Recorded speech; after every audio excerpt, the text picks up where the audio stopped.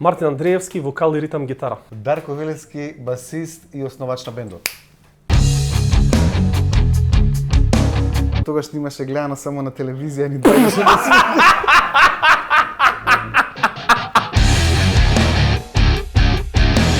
Ние сме Аудио Скопје, бенд формиран во 2014 година. Мартин вокал и гитара, Љупчо гитара, Петел тапани и Дарко на бас. Постоиме 9,5 години скоро. Еден од оние бендови што од самиот старт сме со истите членови, плюс дополнително и Билјана Ѓошева последниве неколку години настапува со нас.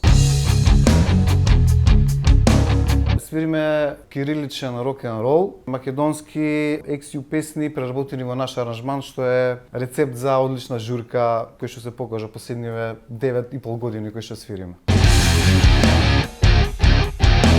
Значи 2013 во Кецот во Рустикана се правеа late night свирки, да ги кажам. Една вечер отидовме таму, забавата се состоеше во тоа кај што нели кој знае се качува свири на гитара и така супер журки се дешава. Јас и Петел отидовме таму, Мартин се качи да свири на гитара. Само се буцнавме вака со Петел као смисол тоа е тоа. Аудио Скопје е бенд кој што е кавер бенд, кој што се состои од кирилични песни, тоа се македонски и XU песни преработени во наш аранжман. Така да не знам со кој бенд би го поистоветиле. Мислам дека сме оригинални у тој дел. Свирките за Нова година во Рустикана. Дефинитивно свирките во Рустикана се тие што се тие некои свирки, еве сега последната годишнина нивна роден ден, исто ќе го спомнеме каде што имаше екстра забава. Новите години генерално се тие некои свирки што ставиле печат. Што се однесува до пијачките и освежувањето, тука сме ја и Дарко тие што секогаш нешто разновидно ќе смислиме, не пиеме една иста пијачка, за разлика од нашиот брат Петел, каде што увек до него има 2-3 пива да му се загреа додека свири бубњеви, човекот се троши додека свири бубњеви. Тоа е стварно захтевно, луѓе, сватете, троши многу енергија и многу течности искачат од него, затоа мора да биде секогаш спремен.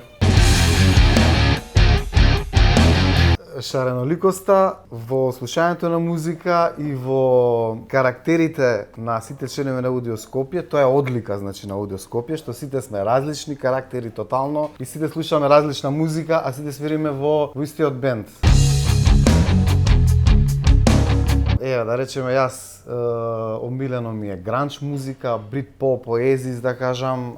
Петел слуша панк, свирал во доста панк бендови во Скопје. Мартин слуша поп-рока, поп музика. Љупчо слуша метал. Сето тоа во еден бенд кој ќе го склопиш, мислам дека е еден одличен рецепт за одлична забава.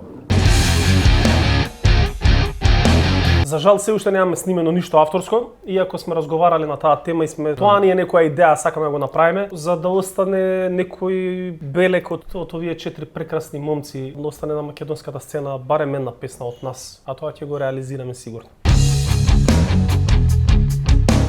Ми плешем, некој има ночас, круг, тоа сме го слушале по свирки 20 години, искрено кој ќе ни го поварат на свирка, нерадо некако гледаме да кажеме дека извини, не го свириме тоа.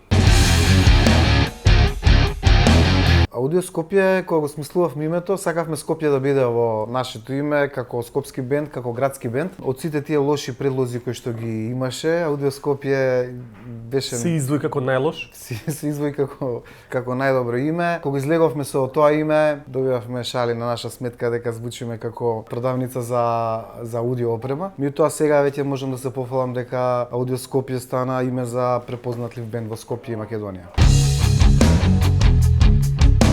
Имаме лојални муштери дефинитивно, поздрав до сите нив. Во Рустикана најчесто има група на луѓе што буквално секоја наша свирка се тука и доаѓаат. Секако и на било кој друг настап каде и да свириме, гледаме лица кои што се повторуваат, кои што претходно сме ги виделе. Така да имаме луѓе што не пратат и фалим на сите. Дефинитивно Аудио Скопје не би било Аудио Скопје без нив.